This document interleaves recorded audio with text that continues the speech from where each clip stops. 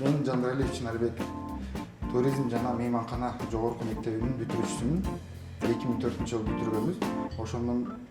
Ошол убакыттан бери аш кошулук менен алектенип келатам. Бүгүн сиздерге котлет менен жазык салат дайындап берем. Биринчи котлет жасайбыз. Котлетке керектүүлүү азыктарыбыз бул жөнөкөй эле уйдун фаршы, нан, сүт, жумуртка, туз, морковь, чеснок и сумай.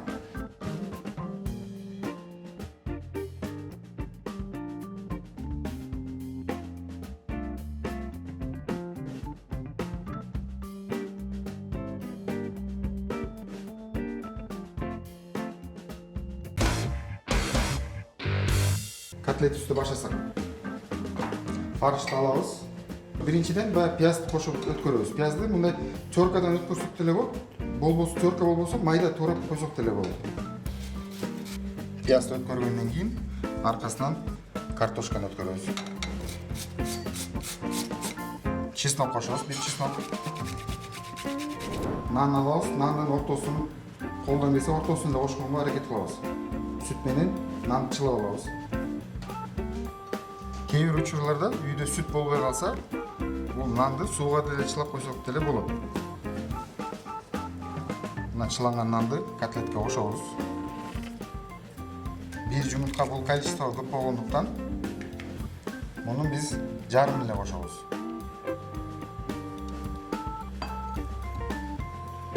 Мунун баарын кошуп бүткөндөн кийин котлетибизге туз, перец, бираз мурч аралаштырабыз. Тегиз аралаштырып алабыз дагы. Азыр форма берип духовкага салабыз муну. Котлетибизди примерно 100-150 граммдан алып, муну баягы жармашпаш үчүн баягы сухари панировочныйга бетке орнотуп алабыз. Момундай бычак менен же любой башка бир эме болсо, бул котлетти форма берип алышыбыз керек. Котлеттерин баягы орнаткандан кийин бычак менен форма кылып алабыз котлеттерди, түзүүрөөк кылып. Эми эгерде силерде ондай сухари панировочный жакын жерде магазиндерде болбой кала турган болсо, ушуну эле ун менен эле кылсаңыздар боло берет. Бизге негизгиси столго жабышпаш үчүн эле кылып атабыз. Андан кийин сырты хрустящий болсун деп панировочный менен.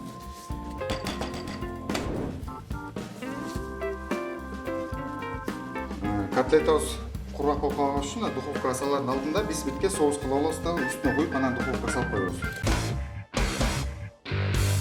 Сковородкасы коюп, скалыйсагандан кийин май коебуз. Май койгондон кийин пияз.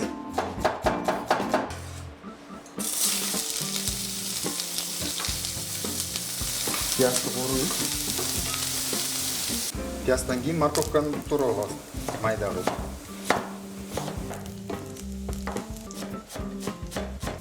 Морковканы кошуп,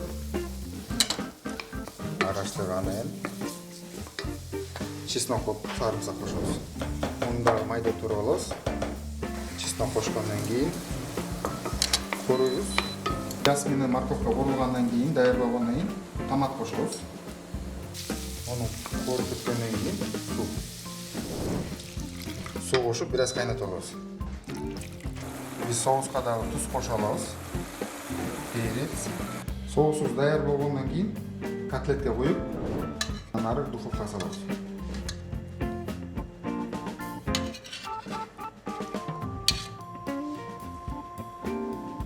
Даяр духовкабыз уже 180 градуста даяр духовкабызга жарым саатка салабыз.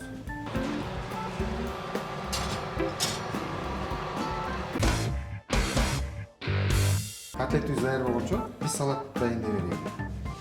Салатка керектүү азыктар: помидор, черри, болгар переци, кабачки, шпинат, огурцы и лимон. Заправкасына бальзамический уксус менен май колдонсок болот. Бальзамический уксус кээ бир жерде болбой калышы мүмкүн. Анын ордуна алма уксусун колдонсоңуз деле болот.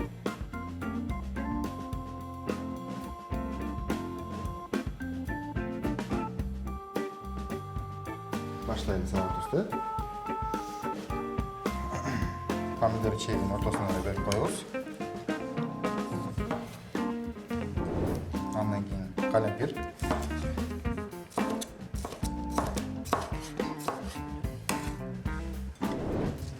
Калемпир деген бадыраң.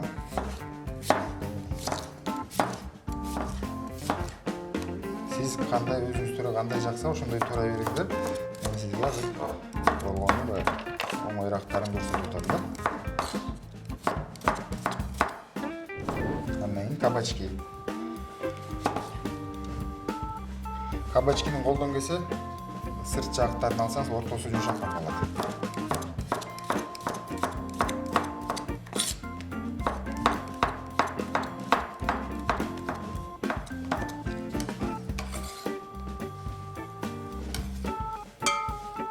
Bunun bari turu olgandan keyin шпинат кошобуз.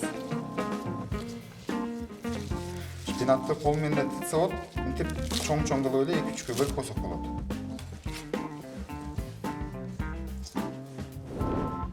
Бизге сок лимон кошулгандыктан мындай эле лимонду сыгып коебуз. Суу майы.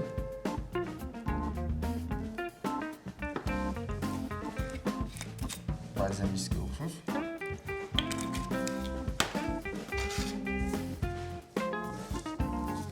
Туз.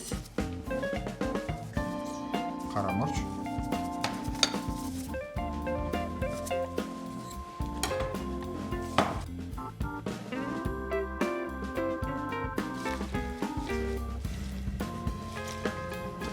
Жакшылап араштырып. Бул салатыбыз уже даяр. Биздин котлетибиз даяр болду. Эми салып тарелкага салып баштайлы.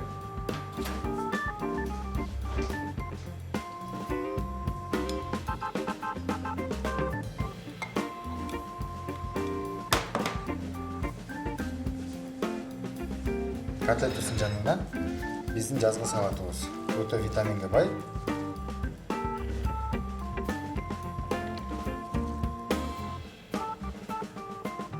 Дамбу салат. Биздин котлетабыз даяр. Жазгы салат менен тамагыңыздар даам болсун. Туура тамактаныңыздар.